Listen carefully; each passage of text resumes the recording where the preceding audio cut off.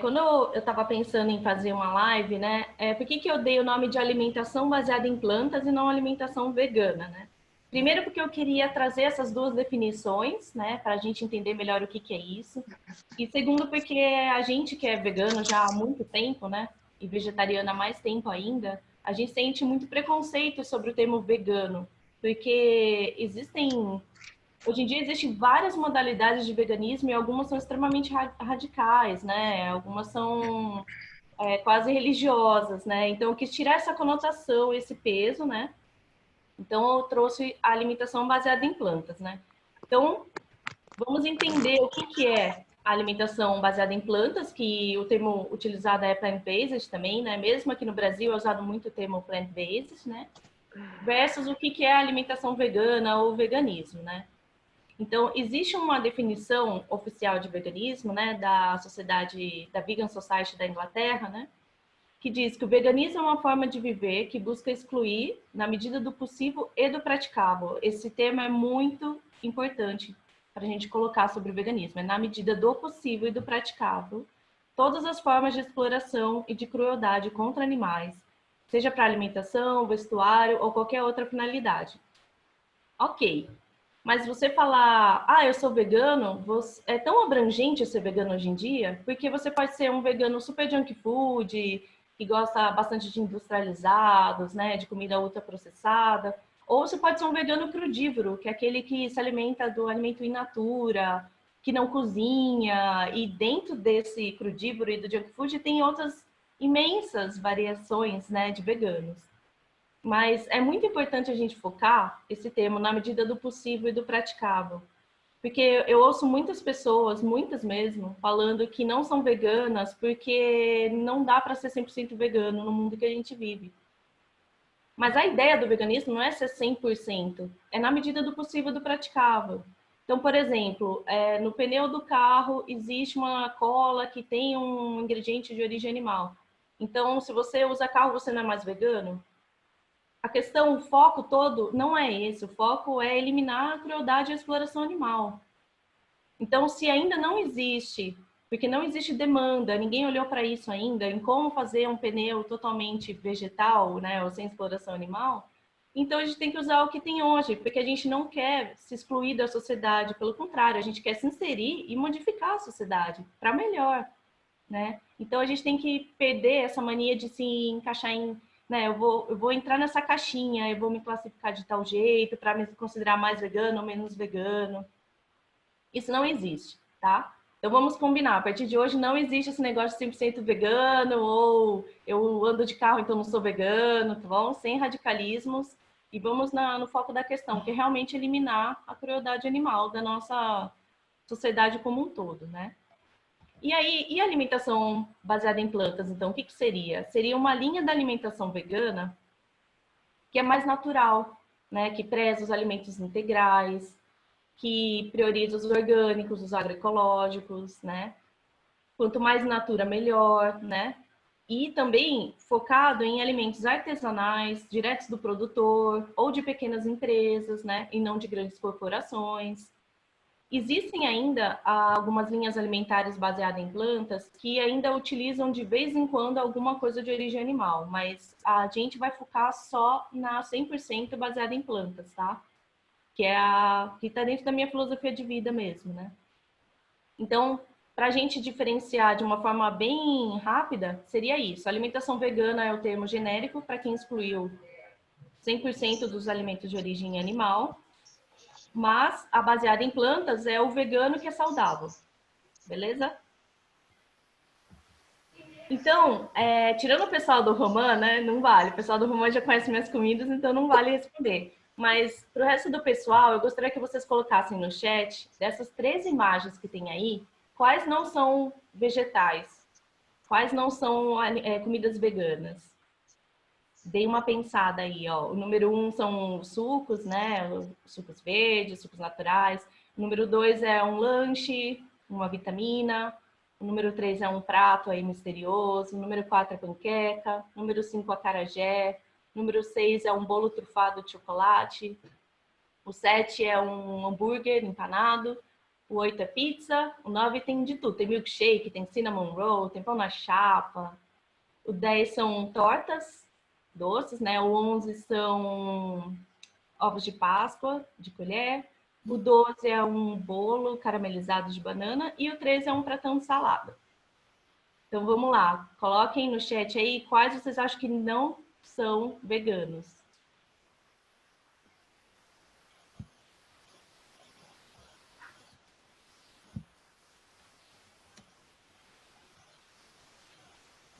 O pessoal do Roma não vale. Ai, deu coquinha aqui para responder. E aí? Ó, a Paula, ela respondeu que é o 7. 7. Tá. Mas Quem ela mais? acha que devem ser todos. O Eric falou o 7, o 3, o 8. Beleza. Você tá conseguindo ver o chat, Gi? É que se eu clico no chat, eu saio da minha tela. Tô com medo de fechar a apresentação. Eu vou ler para você, tá? Tá. Então, o Eric está falando do número 7, o 3, o 8. A Viridiana respondeu que acho que todos são. A Ana falou que todos podem ser. A Veridiana está falando que fica difícil dizer, pois a possibilidade de todos serem. Então, Então, todos são vegetais, gente. Todos esses pratos são 100% vegetais. Então, isso é só para dar uma pequena amostra de como a alimentação baseada em plantas, como a alimentação vegana, ela pode ser extremamente rica, variada, e praticamente qualquer prato de qualquer culinária do mundo você pode transformar para uma versão vegetal. É só um pouco de prática, né? Um pouco de habilidade na cozinha e criatividade. Na verdade, o que manda é a criatividade e o paladar, né? Quando a gente entra na questão de vegetarianismo, veganismo, alimentação baseada em plantas, as 3 perguntas que a gente mais ouve é: mas e as proteínas? E o cálcio? E a vitamina B12? E eu aposto que vocês já se perguntaram também, porque é uma coisa que eu também me perguntava no começo. Bom, em relação às proteínas, eu vou falar bem por cima desse tema, gente, porque eu não sou nutricionista, tá? Não sou nutróloga. Tudo que eu sei foi baseado em pesquisas, porque eu sou bem nerd, assim, eu gosto bastante de estudar. E então tudo que eu vou falar é baseado em pesquisas que eu fiz e coisas que eu pratico na minha vida, tá bom? Então perguntas muito específicas de nutrição a gente pode até encaminhar para a Denise, que é a nossa nutricionista aqui do grupo, beleza? Mas em relação às proteínas, o que acontece na nossa sociedade é um consumo excessivo, né? Então esse medo de faltar proteína é um mito, né? É muito difícil, é muito raro a pessoa ter carência de proteína, né? E o que é proteína? São aminoácidos essenciais que a gente deve consumir ao longo do dia, não precisa nem ser numa refeição. Porque quando você consome aminoácidos, você dá a possibilidade para o seu corpo construir as proteínas. Se você come a carne, você está consumindo uma proteína já formada, né? Então, tá, mas o que tem proteína no reino vegetal? A nossa combinação brasileira de arroz e feijão, né, que é leguminosa com cereal, é perfeita, já tem praticamente todos os aminoácidos que a gente precisa, então é super proteico.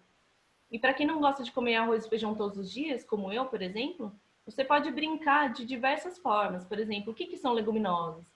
Todos os tipos de feijões, lentilhas, grão de bico, os cereais também, todos os tipos de arroz, tem os pseudo-cereais, tem a quinoa, tem o painço.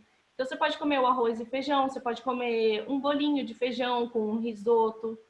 Você pode brincar de tantas formas, você pode fazer um tabule de quinoa, e quibe de feijão ou de berinjela, enfim, é infinita, né? As possibilidades são infinitas. E existem algumas coisas também que a gente nunca leva em consideração que tem proteína, por exemplo, a aveia.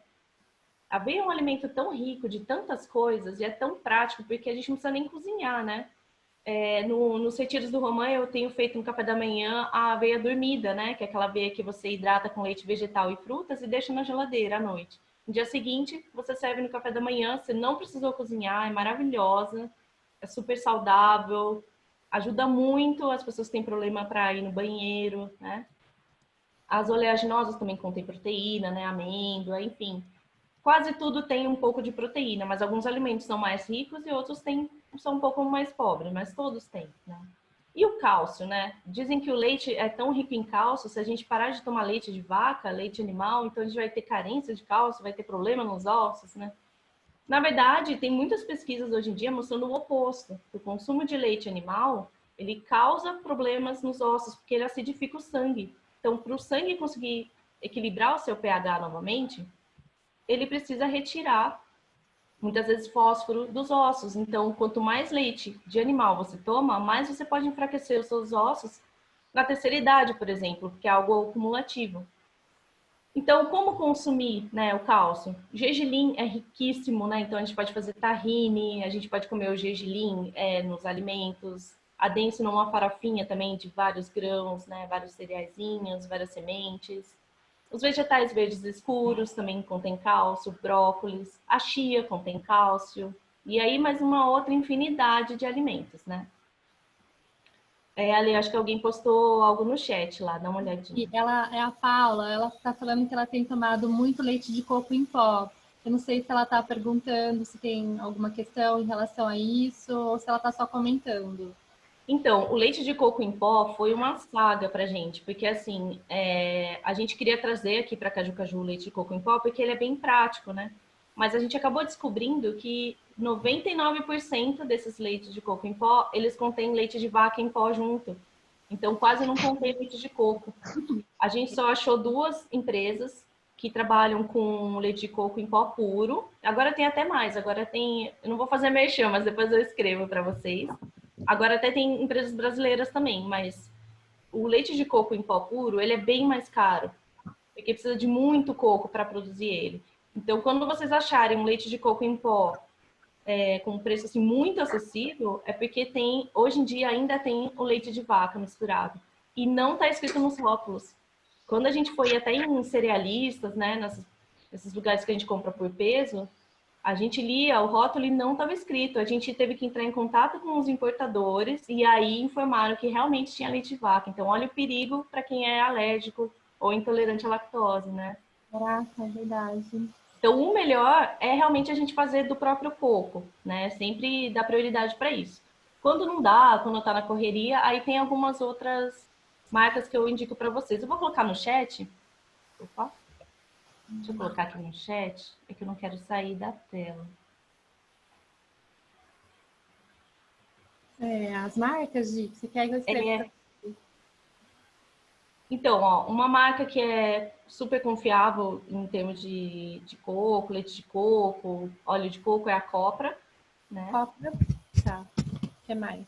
Tem a Monama também, que na minha opinião é o leite de coco em pó mais saboroso de todos. É muito gostoso, é super solúvel, assim, sabe? E ele é cremoso, ele deixa assim as coisas muito cremosas, né? Então essas duas são as que eu recomendo de uma forma bem tranquila, assim, sabe? Aí eu já escrevi aqui, tá? Beleza. E a B12, né, gente? A questão da B12, falar, ai, não, mas aí não é natural ser vegetariano, vegano, porque aí eu vou ter que suplementar. Então não é natural a gente ter que suplementar algo, né? Que foi até uma questão que eu tive quando eu ainda era ovo-lacto vegetariana e estava cogitando ser vegana. Eu falei, ah, mas aí não é natural, né? Mas aí, quando você pesquisa mais, você vê que 50% da população tem carência de B12. 50% da população que come carne, ovo, queijo e tudo de origem animal. Então, essa carência de B12, ela não é estrita a vegetarianos, veganos e plant-based, né? É a todo mundo, tá, gente? E por quê? A B12, ela é produzida apenas por bactérias, né? O nosso próprio corpo até produz B12, mas é numa porção do intestino que a gente não absorve mais, então a gente não consegue produzir e absorver, né? Mas a B12, como ela é produzida só por bactérias, os animais contêm, por exemplo, o ovo, as carnes contêm B12, porque o animal está lá ciscando, está em contato com o chão, ele está em contato com bactérias, né? E a gente vive numa sociedade que esteriliza muito tudo. Então, quando a gente consumia vegetais do pé, né, colhia, por exemplo, frutos da árvore, comia direto, a gente estava consumindo B12. Quando a gente faz isso, a gente consome B12, né? E existe uma questão do ciclo da B12, né? Existem pessoas que têm um potencial maior de reabsorver. Então, não é que a gente precise consumir muito. Depende do potencial do nosso próprio organismo individual de conseguir reabsorver essa B12, reciclar ela. O estresse é um fator também que faz a gente ter muito consumo de B12, né? Então, tudo vai depender do seu estilo de vida e do seu organismo. Quanto de B12 você vai precisar. Então, qual que é a alternativa? Hoje em dia está muito fácil, né? Hoje em dia tem o Nutritional Yeast, né? Que é a levedura nutricional, que é um pozinho em flocos, né? Ô, Pê, pega o Nutritional para mostrar. Você pode temperar a comida, ele tem um gostinho que lembra muito queijo, né? Então você pode colocar na pipoca, você pode colocar em molhos. Eu vou mostrar uma marca aqui que eu gosto bastante. Ó, ele é um pozinho amarelinho, ó. Também. Uhum. Essa marca aqui, ela manda para o Brasil, né? Cal, né? KAL, mas no Brasil já tem várias empresas também fazendo. O sabor varia um pouquinho de marca para marca, mas é uma delícia. Vocês verem a tabela nutricional também da levedura nutricional, é muito completa. Como Muito chama a completa marca mesmo. aqui? Essa daqui chama Cal. Cal, deixa eu ver. E eu compro pela VitaCost. A VitaCost ela envia para o Brasil, né? Uhum. Mas tem outras marcas aqui brasileiras que já estão comercializando também, né? Eu compro essa porque é um latão, né? Tem um ótimo custo-benefício e a gente adora o sabor desse daí. Se você não quiser utilizar na alimentação para sabor e tal, você pode também consumir a B12 em cápsulas, vegetais, enfim. Mas é legal você fazer o exame para ver se você precisa e o quanto você precisa. Porque se a carência estiver muito forte, você já estiver até tendo sintomas de formigamento, memória muito ruim, assim, aí às vezes precisa ser até injetável no começo para regular e aí depois você vai equilibrando, tá? Então, eu sempre recomendo. Procurem um nutricionista, um nutrólogo que é atualizado, que se mantém estudando sobre alimentação vegetal, né? Porque se você for num convencional, pode ser que ele te sugira comer carnes, né? Então, assim, você tem que ir numa pessoa que entenda a sua filosofia de vida, né?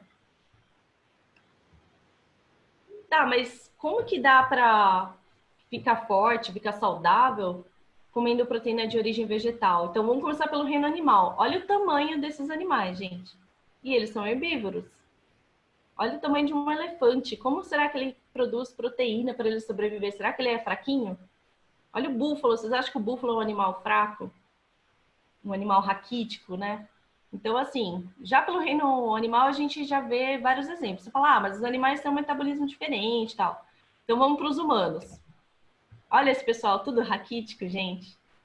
Então, esse daqui é um exemplo, lógico, né, de fisiculturistas, né? São pessoas que realmente querem trabalhar o corpo para ficar grande, né? E todos eles são veganos. Todos esses daí têm uma alimentação 100% vegetal, alguns até de nascença. Então, tem vários campeões aí de fisiculturismo, levantamento de peso, Mister Universo, tem de tudo. E esses são só alguns exemplos. No Brasil tem vários também, o Paru é brasileiro, inclusive, né? Tem a Nina também, nossa, tem tantos, gente. Então, se vocês pesquisarem um pouquinho, vocês vão ver que dá para ficar também super forte e, se quiser, até desse tamanho, né? Desse pessoal. Então, proteína não é um problema, tá? A gente já viu que realmente dá para ter um aporte proteico excelente numa alimentação baseada em plantas. Opa, alguém escreveu lá no chat algo. A Marta, jogadora de futebol, anunciou que faz um ano que é vegana. O Eric está comentando. É verdade, ela é vegana, sim.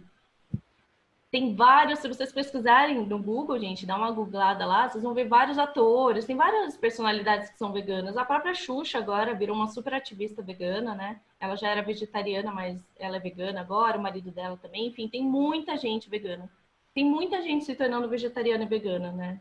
Eu até comento com o pessoal, a gente está vivendo muitas coisas que eu não achei que eu ia viver para ver. Eu achei que só as próximas gerações iam ver. De até grandes corporações colocarem opções vegetais, sabe? Então, sabe, as redes até de fast food, as grandes, assim, no mundo inteiro colocando, eu não imaginava. Não imaginava que ia ser tão acelerada essa mudança, né? Aí, então, vamos entrar um pouquinho rapidamente na questão do consumo de carnes, ovos, leites e derivados animais em geral, né? Existem uma série de pesquisas, até de institutos convencionais mesmo, né? mostrando os riscos para a saúde. Então, assim, o colesterol, né, a propensão a diabetes, doenças degenerativas, doenças autoimunes, e tem uma série de doenças aí relacionadas à alimentação, à dieta. Mais de 80% das doenças hoje em dia são relacionadas ao estilo de vida da pessoa. E a alimentação é um fator determinante, né? Então, a gente tem que pensar assim, tudo que é de origem animal acidifica o sangue. E o nosso sangue, quando está alcalino, ele não desenvolve doença. Então, quanto mais a gente acidifica o sangue, isso com açúcar refinado, com produtos de origem animal, estresse, uma série de fatores, quanto mais acidificado, mais chance de desenvolver doenças, inclusive cânceres e tudo mais, e mais você força o seu sistema imunológico.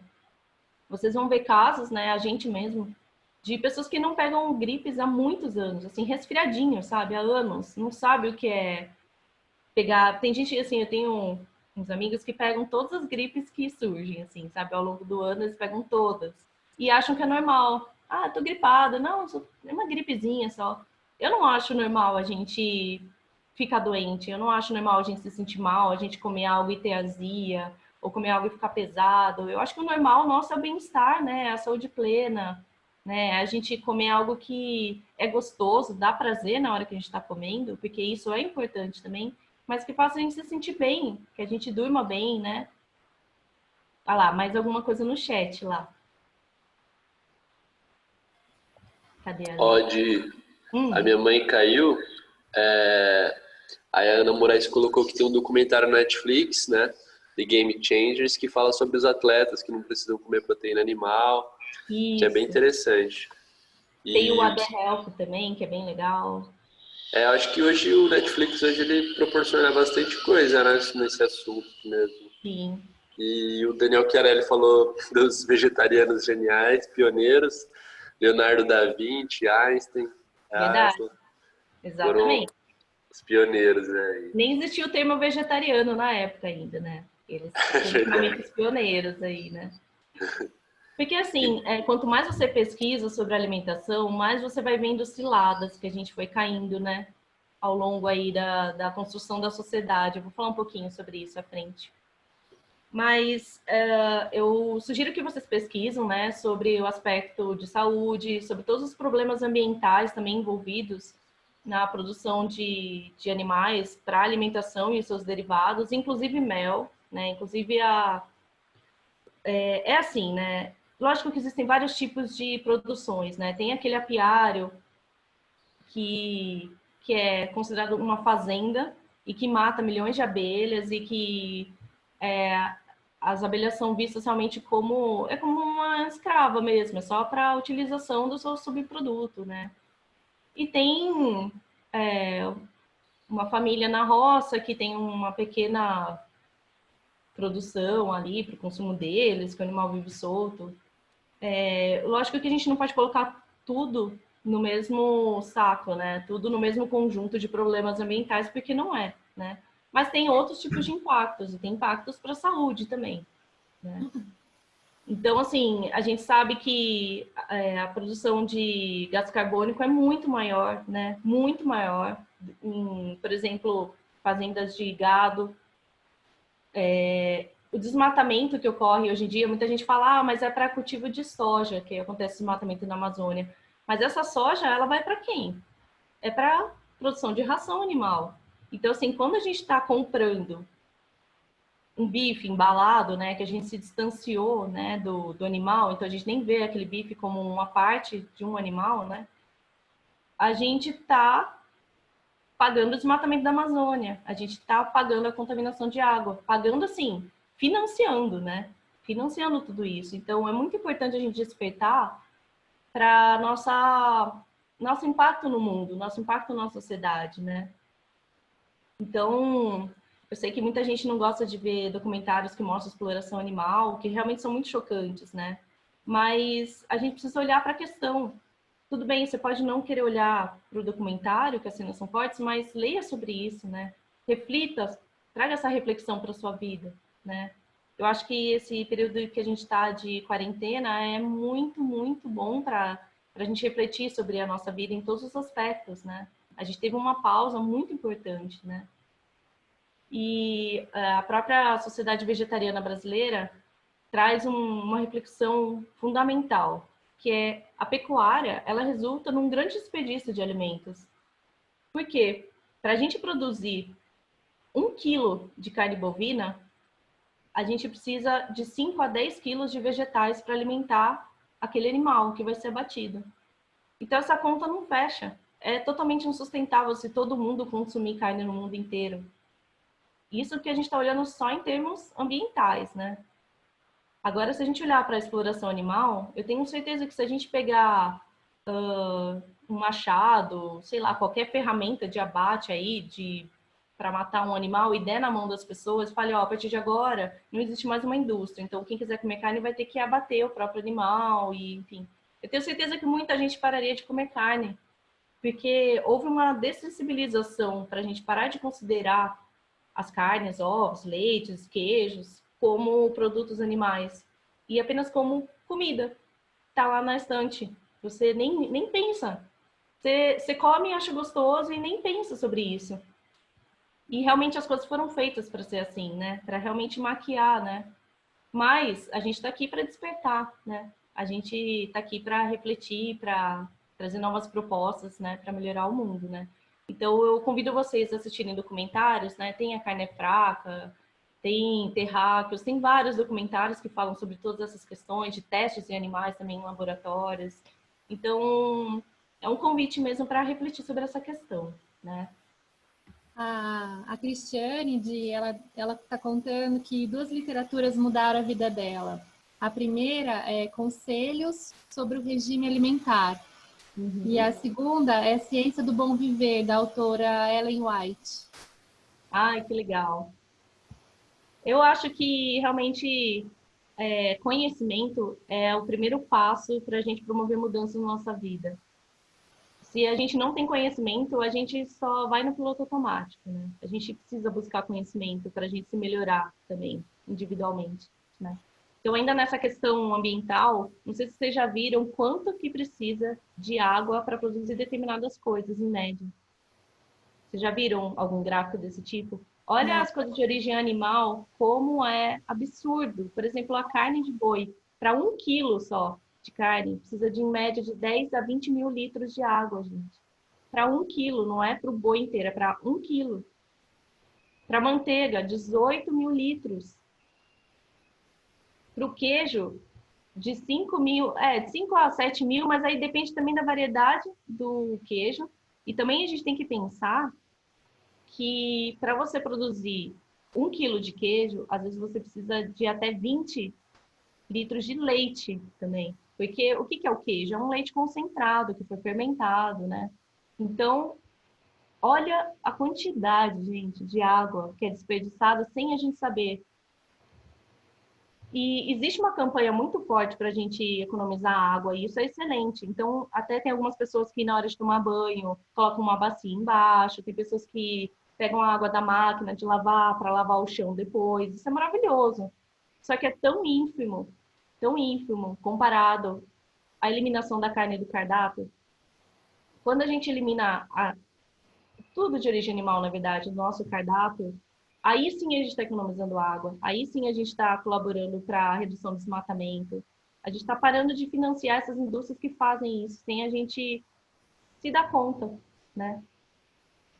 Aí, eu sei que isso gera várias dúvidas, então eu coloquei o perguntas e respostas lá do site da Sociedade Vegetariana Brasileira, né? Entrem lá, né, no svb.com.br, lá tem uma seção que é só questões ambientais, e aí tem perguntas e respostas.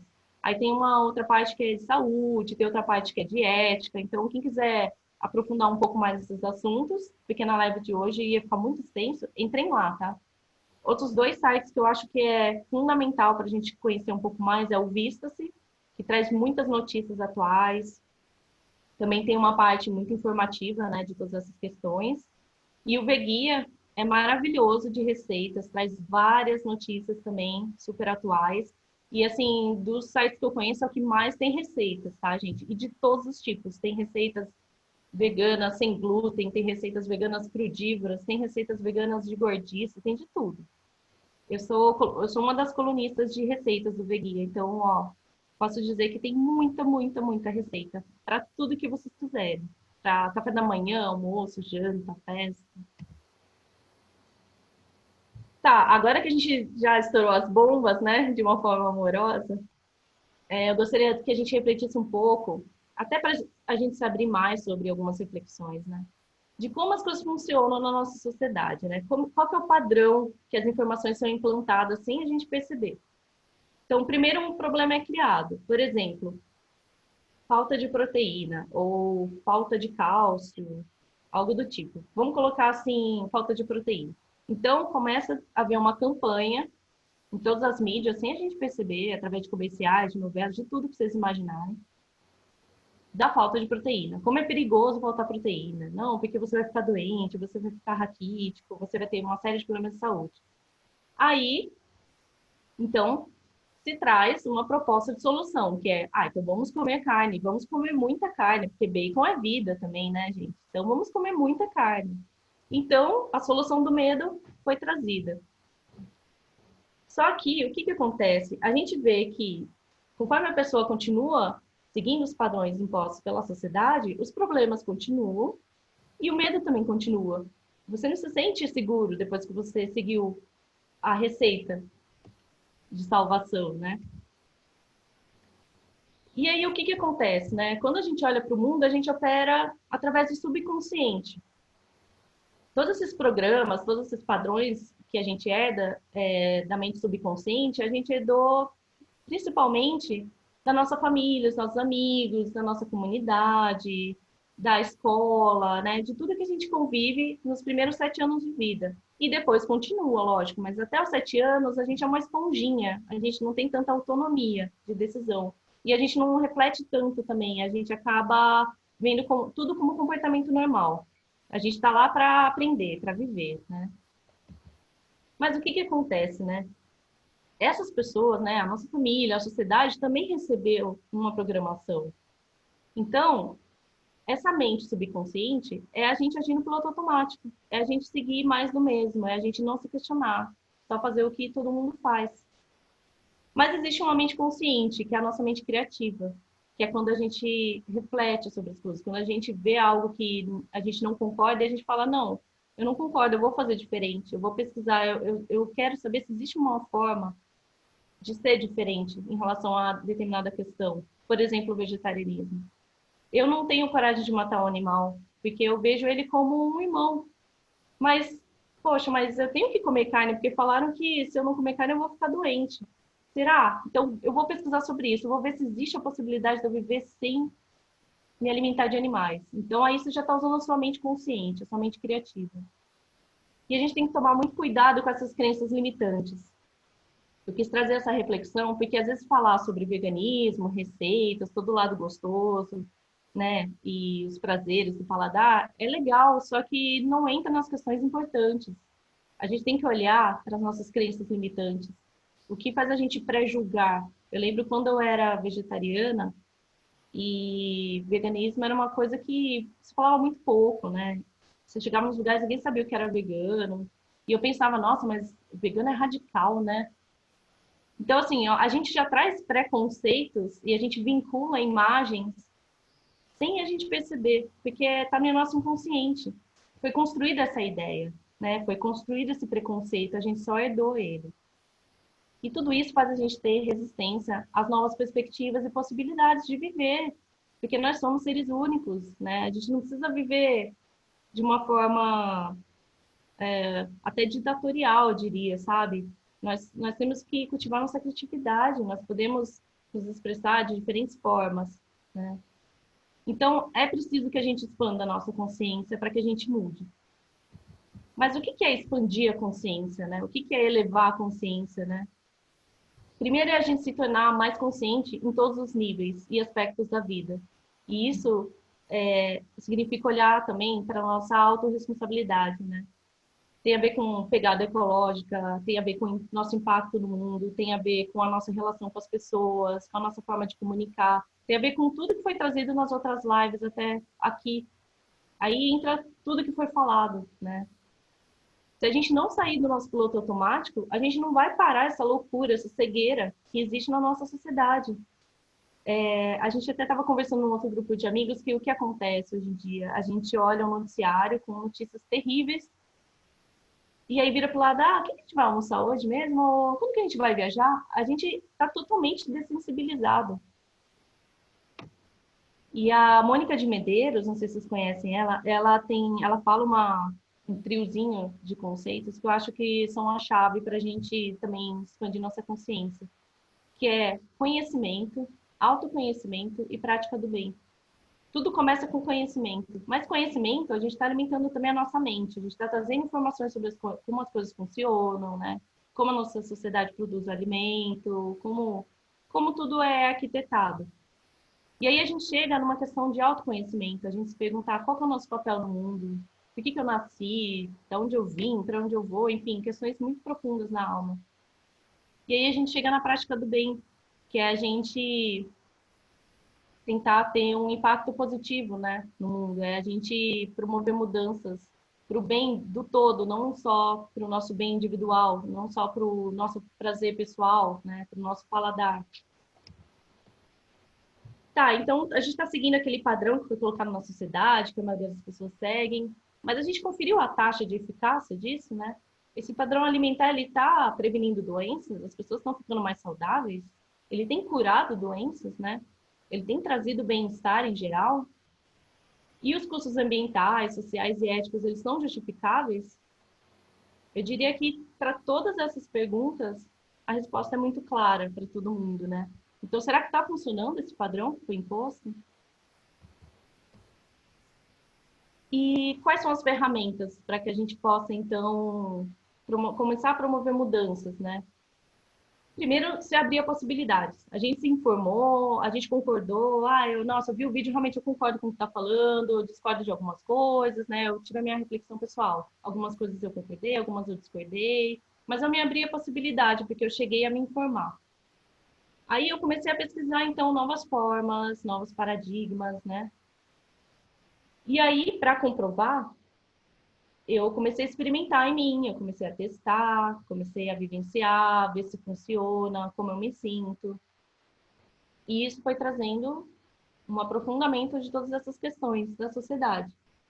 Aí a gente chega na meditação, né? Não tem como a gente fugir disso, né? A meditação, tudo isso que a gente falou agora era a mente agindo, mas aí a gente precisa agora dar um intervalo na nossa mente, a gente precisa passar para o sentir, para o viver.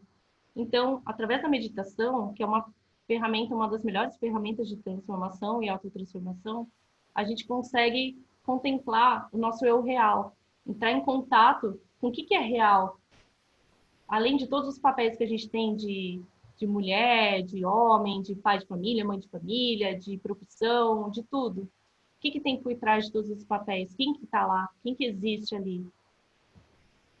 E aí, a gente se perguntou sobre a gente, mas quem são os animais também? Não sei se vocês já pararam para pensar sobre isso. Quem são os animais, né? Além da categorização da biologia, né? A gente sabe muito pouco sobre eles, né? Com qual foco que a gente olha para eles? Com qual mente? A gente olha para eles com a nossa mente consciente ou a nossa mente subconsciente que olha para eles e vê um bacon?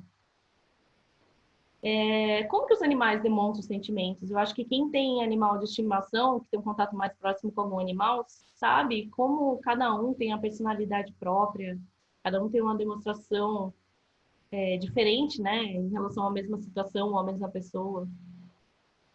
E vocês já pararam para pensar também sobre os outros reinos, né? Não só sobre o reino animal, mas sobre o reino vegetal, sobre o reino mineral, sobre todos os reinos da Terra. Vocês já pararam para refletir sobre eles, para contemplar eles? Eles são super harmoniosos, né? Não sei se vocês já tiveram momentos de contemplação intensa, em que você se sentiu integrado com todos os reinos. Qual que é o papel deles no nosso planeta? Será que eles têm um papel ou será que só os seres humanos têm um papel no planeta, né? E como que a gente pode interagir? Como que a gente pode se ajudar eles ajudar a gente? Por exemplo, os cristais, né? Tem muita gente que é adepto ao uso de cristais para se reenergizar, equilibrar energias, enfim. o reino mineral também tem uma missão no planeta, né? O reino vegetal também tem, o reino mineral também tem, né? Ah, tudo bem, nossa, eu achei muito interessante tudo isso, mas é tão prático eu chegar em casa cansada e abrir a geladeira e ter um ovo lá, então eu vou fritar meu ovo, porque é muito prático, eu tô cansada e tal. Então, a praticidade, ela é um conceito, primeiro, muito relativo, porque, assim, hoje em dia é prático ter um leite animal, um ovo na geladeira, porque é a demanda. Quando a demanda mudar, quando a demanda for leite vegetal, tudo vegetal, né? Todos os substitutos vegetais, você vai abrir a sua geladeira e vai ser prático também, porque vai ter gerado uma demanda que vai também ter muitos produtos vegetais simples. Por exemplo, o que é prático para mim hoje em dia? É ter sempre banana madura congelada, picadinha, que eu posso fazer sorvete, vitaminas, o que for. E também grão de bico, que eu já demolhei, escorri e deixei congelado. Então, se tem algum dia que a gente não tá a fim de cozinhar, ou tá cansado, ou tá na correria, você pega esse grão de bico, bate com água e um pouquinho de sal. Eu gosto de usar o sal negro, que daí ele puxa esse saborzinho de omelete. E faz um grão omelete. É tão prático quanto fazer um omelete de ovo. Então, é tudo uma questão de você modificar a lógica como você opera, né? E do que a gente está abrindo mão quando a gente escolhe tratar os animais como acontece hoje na nossa sociedade? Quais valores humanos a gente deixa de olhar quando a gente explora os animais? Então, tudo isso é um convite para a gente fazer uma viagem interna e descobrir do que a gente se desconectou. Onde foi que aconteceu essa desconexão da sociedade, né, e da gente, né? Porque as pessoas que comem carne, comem derivados animais, não são más pessoas. A questão não é essa, a questão foi só o padrão implantado na sociedade, sabe? Não é questão de ser melhor, mais evoluído, pior, melhor pessoa, má pessoa. A questão não é essa, a questão é a gente olhar com consciência para todas essas questões e se perguntar onde foi que houve essa desconexão. Aí algumas pessoas podem falar, ah, não, mas eu tenho uma doença genética que eu preciso comer proteína animal, que eu preciso ingerir ovo, enfim. Primeiro que é muito raro, muito, muito, muito raro alguma doença genética nessa linha. E segundo, o que a gente observa é que, na verdade, a gente herda muitos hábitos dos nossos pais, da nossa família. E por isso que a gente desenvolve as mesmas doenças. Não é porque a gente tem uma genética propensa a ter aquilo somente. A genética, ela não tem um peso tão grande quanto a alimentação e quanto o estilo de vida. Então, isso é uma outra questão também. É muito fácil a gente falar, ah, não, mas é porque eu tenho genética para ter tal coisa. Eu tenho propensão genética para tal coisa. Na verdade, existe a epigenética, né? Os hábitos, o estilo de vida, né? O seu meio, as suas escolhas, né? Ah, mas vegano, será que só come mato? Não tô afim de comer mato só, salada. Ah, eu detesto brócolis. Tem gente que fala, eu tenho nojo de vegetal, eu tenho nojo de brócolis. Então, será que dá para ter prazer na alimentação, sendo vegano, ter uma alimentação baseada em plantas? Então, aqui são só algumas amostras de pratos que a gente recebe nos retiros, né? E que a gente faz questão de fazer um ativismo amoroso, porque a gente traz pratos da culinária do mundo inteiro. Então, tem pratos árabes, pratos baianos, pratos holandeses. Nossa, tem de tudo. Tem feijoada, tem muqueca, tem prato indiano, tem de tudo que vocês imaginarem. Justamente para mostrar, gente, que a variedade é só uma questão de criatividade. Então, não precisa passar vontade de nada. Ah, mas eu amo bacon. Nossa, gente, tofu defumado, dá para chegar num sabor tão próximo ao bacon. Se a gente coloca um tofu defumado, uma feijoada, quantas pessoas, e até linguiças vegetais, quantas pessoas comeram a nossa feijoada e não perceberam que era vegana? Se você não fala, a pessoa não vem com preconceito e adora, entendeu? Então, entra naquele lance da mente consciente e inconsciente, né? Então, aí tem pão de batata, tem os cafés da manhã, tem bolos de todos os sabores. Nossa, tem as ceias de Réveillon, que tem os assados, que tem as pastinhas, os petiscos, enfim. Vocês podem fuçar um pouco mais no Instagram, tanto do Romão quanto da Caixa Ju, vocês vão ver. Dá para se inspirar em muitas alternativas vegetais. E dá para ter muito prazer. Dá para ter até mais prazer, porque você vai estar com o coração em paz também. Beleza, então eu vou tentar. Por onde eu começo? Então, essa aqui é uma foto da Sociedade Vegetariana que ajuda muito para quem está no começo. Imagine o seu prato de comida e divida ele em 4 partes. 2 partes desse prato, o interessante é ter legumes e verduras. uma parte deles crus e uma parte deles podem ser cozidos. Depois, um quarto desse prato precisa ter cereais, batatas. E nesses cereais entram todos os tipos de arroz, entram os seus cereais, entra quinoa, país, né? Arroz negro, arroz integral, arroz japonês, arroz branco, vocês brincam à vontade, né? E na outra, um quarto que falta, entram os feijões e castanhas, que são mais ricos em proteína. Lembre-se que a combinação do arroz e feijão, né, do cereal com a leguminosa que vai trazer a construção completa da proteína. Então, é legal combinar os dois. E aí, dentro dessa imagem, vocês podem salvar na memória de vocês, vocês brincam com tudo. Você fala, por exemplo, mas eu quero comer um macarrão. Como eu faço esse prato ficar equilibrado? Bom, você pode pegar o macarrão e em vez de você fazer ele, sei lá, no alho e óleo, você coloca um brócolis refogado, acompanha de uma salada crua, com cenoura, tomate. Aí você pode fazer uma almôndega de feijão. Eu gosto muito dos macarrões sem glúten, à base de arroz. Eu acho eles muito semelhantes, né, aos com glúten, então eu opto por eles. Então você pode pegar o macarrão que é feito de arroz com almôndega feito de feijão. Pronto, arroz e feijão. E aí você acompanha com uma salada, outros vegetais. Vocês podem ir brincando, né? Alguém falou algo no chat, Ale? Sim, a Nath perguntou se quanto tempo que a banana pode ficar congelada. Em geral, todos os vegetais, em geral, podem ficar até 3 meses. Alguns podem ficar até 1 ano, mas aí depende muito do seu processo de higiene no manuseio de tudo. Mas, em geral, 3 meses é um bom prazo, né? 3 a 6 meses, vai. E é interessante já estar madura, né? Uhum. Então, aqui é uma amostra de pratos também que a gente come no nosso dia a dia, dentro dessa lógica aí, né?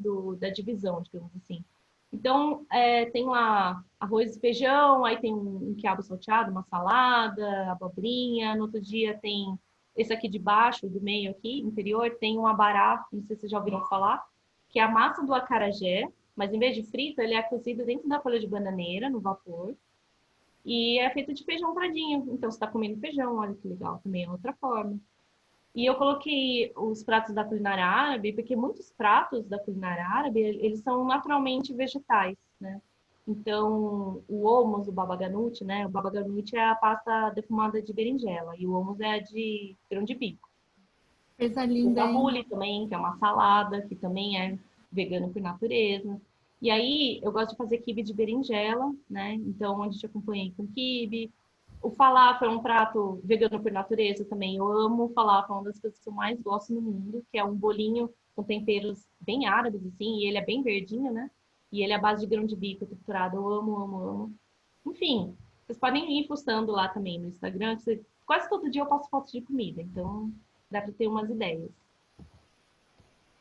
E tá, a gente falou já de muitas questões, mas quais os benefícios para a saúde dessa alimentação? Você vai sentir que a sua digestão é mais leve. No começo você vai até confundir fome com leveza, porque quando a gente come carne, a gente sente o nosso estômago preenchido por muito tempo. E aí a gente acha que quando a gente começa a comer só vegetal, a gente está com fome toda hora, mas na verdade é só uma readaptação do corpo em relação às sensações. Você vai ver que você vai se sentir leve, não é uma questão de estar com fome toda hora, mas isso daí é todo um trabalho de transição do próprio corpo, né?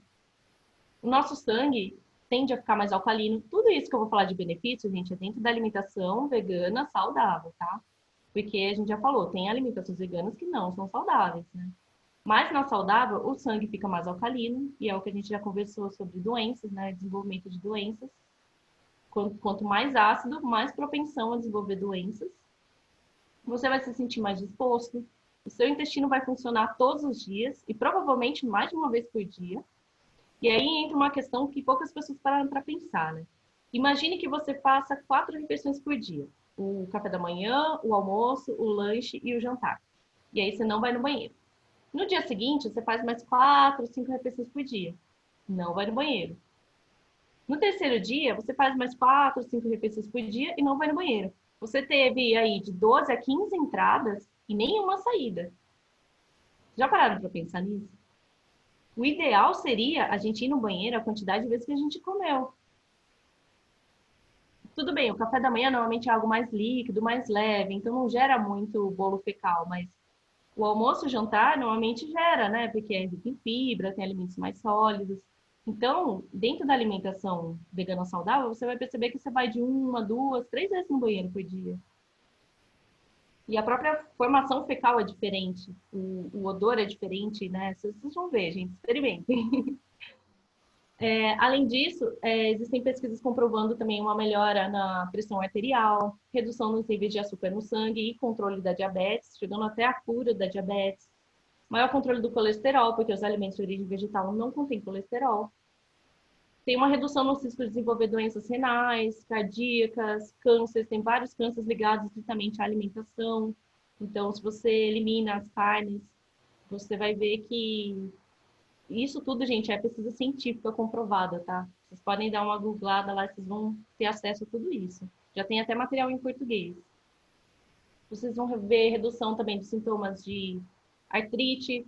E isso também está relacionado ao consumo de proteína, porque, como a gente conversou antes, existe um excesso de consumo de proteína na nossa sociedade. E isso também reflete nas nossas articulações. Então, com alimentação vegetal, você tende a consumir a quantidade necessária de proteína e não o excesso, né? Você vai ver também um aumento de nível de condicionamento físico em atletas e pessoas que têm atividades físicas regulares. E isso é uma questão muito conhecida já há décadas, porque os recordistas olímpicos, na época de competição, eles ficam veganos. Por quê? Porque eles conseguem atingir metas muito superiores do que quando eles consomem alimentos de origem animal. Então, a maioria, vocês vão ver, a maioria dos recordistas olímpicos ficam veganos em épocas de competição, em anos de competição. Por quê? Porque além de você conseguir ter mais força, mais mobilidade, enfim, a recuperação muscular é muito rápida, porque o corpo está mais alcalino, então ele consegue se regenerar muito mais rápido. Então, você não fica com tantas dores, né, por tantos dias, né? Além disso, tem uma grande tendência de você ingerir muito mais nutrientes, porque você varia muito mais seu prato, você come muito mais vegetais, frutas, né? Além de ter pesquisas também relacionadas à libido, tanto feminina quanto masculina, e performance também, né? Então, tá. A gente está, então, agora dentro da alimentação vegana saudável, né, baseada em vegetais, mas e a questão dos orgânicos? A alimentação baseada em plantas, como eu já tinha falado antes, ela preza pelo uso de orgânicos locais, frescos e da estação. Por que isso? Até pelo impacto de sustentabilidade. Você tem que usar muito menos trabalho físico mesmo quando você está cultivando algo da estação do que algo que está fora da estação. Você tem que você briga com a natureza, né? Porque você quer forçar, por exemplo, o tomate a ser produzido o ano inteiro. Então, você tem que usar artifícios para que ele não seja atacado por pragas ou para que ele se desenvolva, né?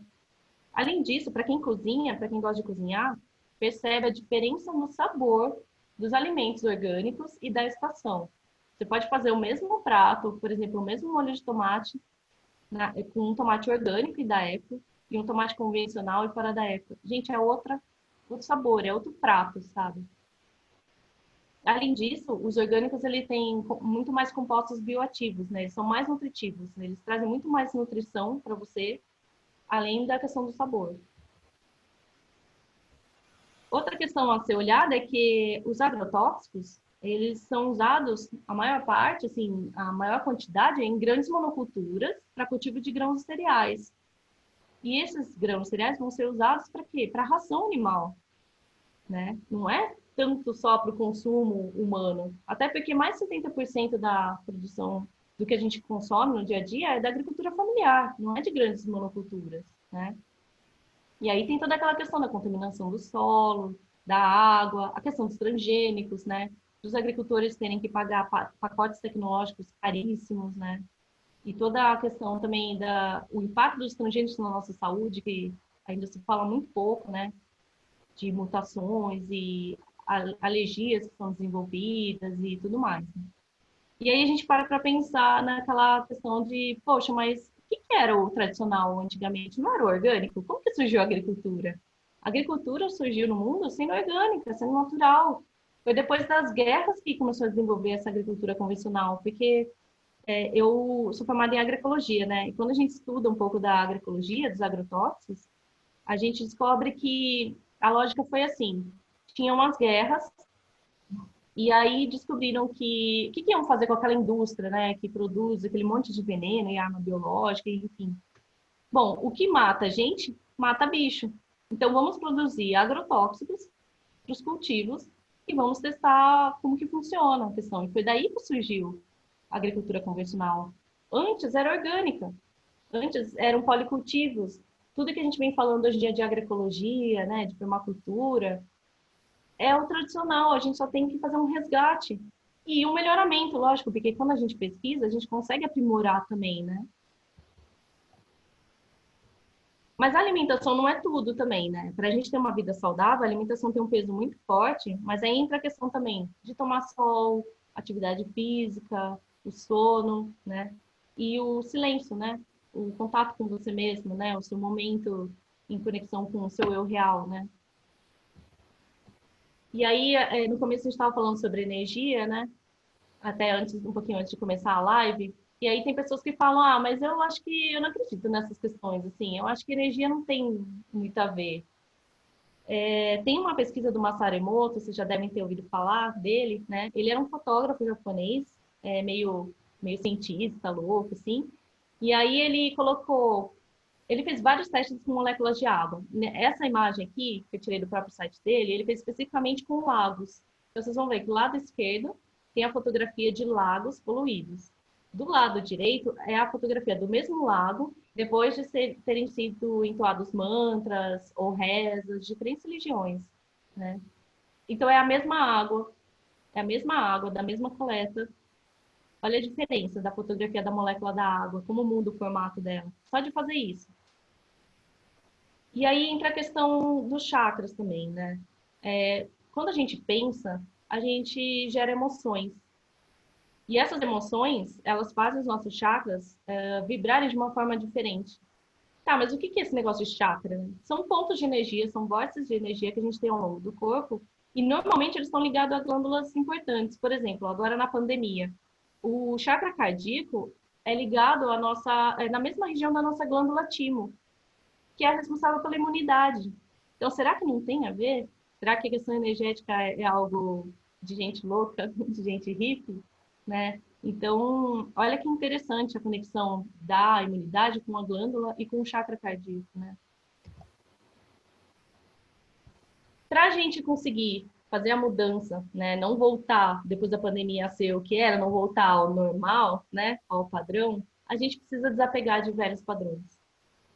As mudanças individuais, elas geram sim mudanças coletivas e globais, gente. Tudo começa pela gente.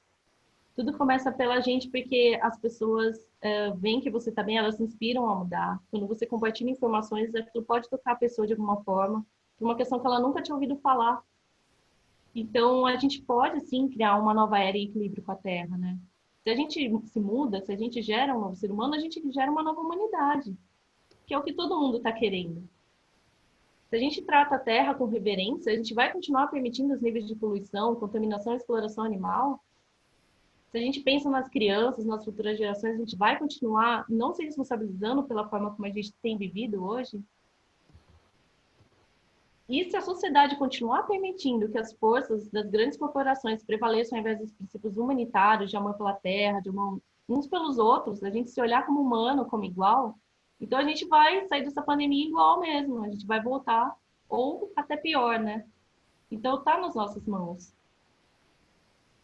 Então, o que fortalece a nossa disciplina no começo da mudança? É a gente ficar se inspirando se alimentando a todo tempo de informações, de pessoas, de coisas que fortaleçam a nossa disciplina, porque a tendência do nosso corpo é voltar para o piloto automático, sempre. Não sei se vocês já perceberam, vou começar uma atividade física nova. Aí você começa determinado, feliz, quando você vê, não, mas hoje eu tô com preguiça, tá chovendo.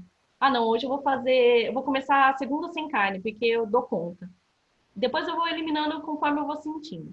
Quando você vê, não, mas pode ser terça também, né? Enfim, a gente tem a tendência a voltar para o piloto automático. Então, se a gente segue contas do Instagram que nos inspiram, se a gente conversa com pessoas, assistem documentários, lê livros inspiradores, a gente continua se alimentando e se nutrindo. E é importante a gente trocar experiência com pessoas que já vivem isso faz tempo também, porque vão surgindo questões ao longo do caminho, questões práticas, né? E sempre é importante consultar um profissional experiente e atualizado, que respeite a sua filosofia de vida e entenda como ela funciona. E a gente entra naquela questão sempre, né? Quanto mais a gente se conhece, mais apto a gente está a se curar, né? A curar o nosso corpo físico, o nosso corpo emocional, o nosso corpo mental e amar de uma forma mais profunda, sem barreiras, sem preconceitos, né?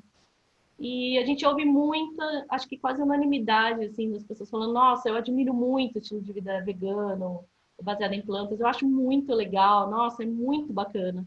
Acho super interessante, só que a pessoa só acha, ela não muda, ela não tenta, ela não coloca em prática. Então, o convite é, seja, porque se não for agora, quando vai ser? E por que não agora? O que que te impede de ser agora?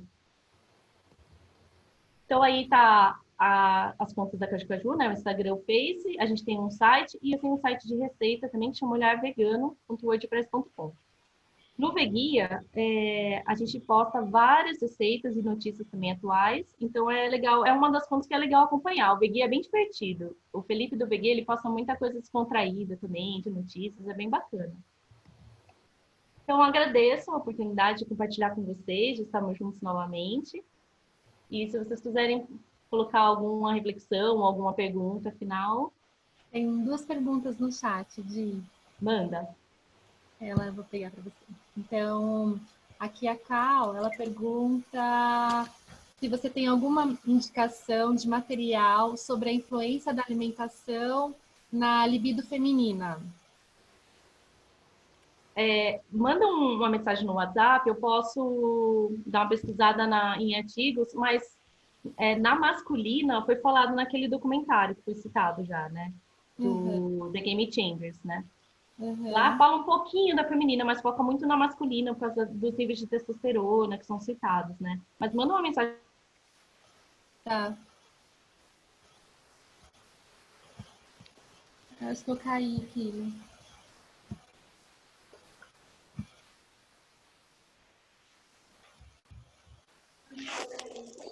Eu caí, eu acho, né? A Diana caiu. Ah, mas eu voltei. A Diana fui eu. Eu acho que fui eu. Ah, tá. Mas já voltou, né? Aí tem mais uma outra pergunta, que é... Uma pergunta não, um comentário. Que a Ana está comentando, que ela ouviu falar que quando ela parou de comer proteína animal, era que ela ia envelhecer mais rápido. Minha pele ia ficar flácida e como tenho mais de 40 anos, ia ser um processo rápido. Me sinto muito mais jovem e minha pele muito mais bonita. Pois é. Por que que acontece isso? O que que é o processo de envelhecimento, né? Sabe essa questão dos antioxidantes, né? O que que são os antioxidantes que a gente encontra, por exemplo, no suco verde, nos vegetais, né? Eles trabalham justamente nesse combate ao envelhecimento, né? Então, quando a gente consome alimentos muito acidificantes, a gente tem a tendência de envelhecer mais rápido, porque o nosso corpo ele tem que trabalhar muito mais. Imagina o organismo de um bebê, de uma criança. Lembra quando a gente era criança, a gente podia comer qualquer coisa, raramente passava mal. Aí a gente vai envelhecendo, né? Ficando adulto, envelhecendo, o corpo começa a reagir de uma forma diferente, porque ele já tem uma idade lá, os órgãos já estão mais usados. Mas se você dá alimentos muito ricos em enzimas e em vitaminas, né? A tendência é você rejuvenescer. Eu não sei se vocês tiveram contato com a alimentação viva e crudívora. Tem crudívoras, mulheres crudívoras, que são crudívoras há 30 anos, 20 anos, que tem 80 anos de idade, você vê a foto, gente, eu falo, não acredito. É incrível, né? É incrível, incrível mesmo, tá? Né? Então, assim, a alimentação, quanto mais crua, mais curativa e mais rejuvenescedora. Tem até uma pesquisa que fala que se você colocar 50% do seu prato cru, pelo menos 50% cru e 50% cozido, o seu corpo não vai produzir aquela leucocitose digestiva, que é aquela produção intensa de glóbulos brancos quando a gente come um cozido. Porque assim, a gente come um alimento, o nosso corpo, ele primeiro vai identificar o que é aquilo que você colocou para dentro. Muitas coisas que a gente come cozidas, mesmo sendo naturais, mas que são cozidas, o corpo fala, eu não sei se é comida ou se é um invasor. Então, eu vou produzir glóbulos brancos e vou atacar aquilo lá. Depois eu vou vendo o que que é. Então, por que que a gente faz exame em jejum? Quando a gente vai fazer exame de sangue? Porque senão vai parecer que a gente sempre está com algum problema, porque o nosso corpo, ele fica produzindo essa leucocitose digestiva. Fica produzindo essa quantidade grande de glóbulos brancos para atacar uma comida. E depois ele vê que não é comida, entendeu? Na alimentação viva não acontece isso. Nos alimentos crus não acontece isso. O corpo reconhece como comida na hora. É evolutivo isso, né? A gente evolui e ainda demora muito, assim, para o corpo se transformar, né? Então, quando a gente come algo cru, na hora o corpo fala, ah, beleza, comida, tranquilo.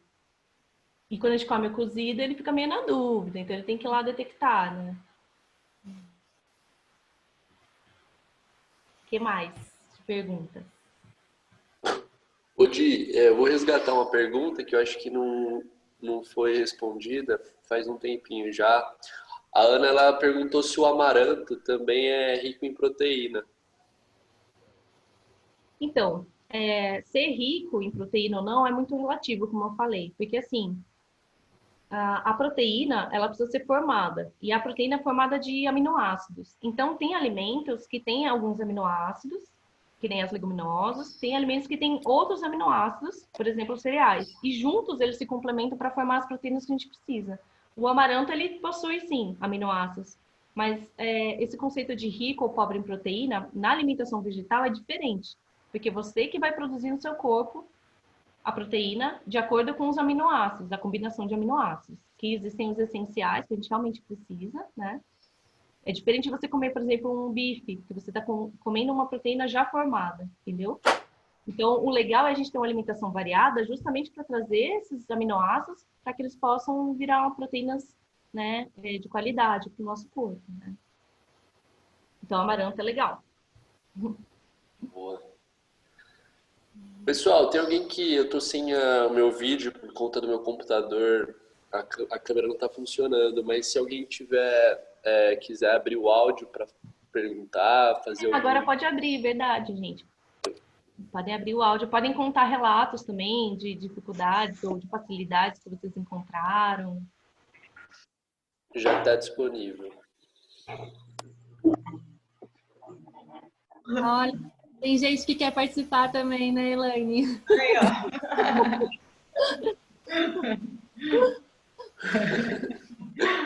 Que bonitinho.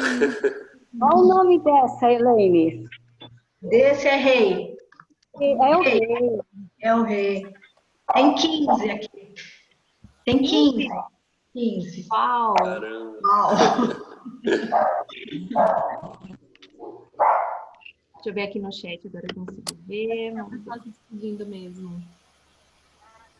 Beijão!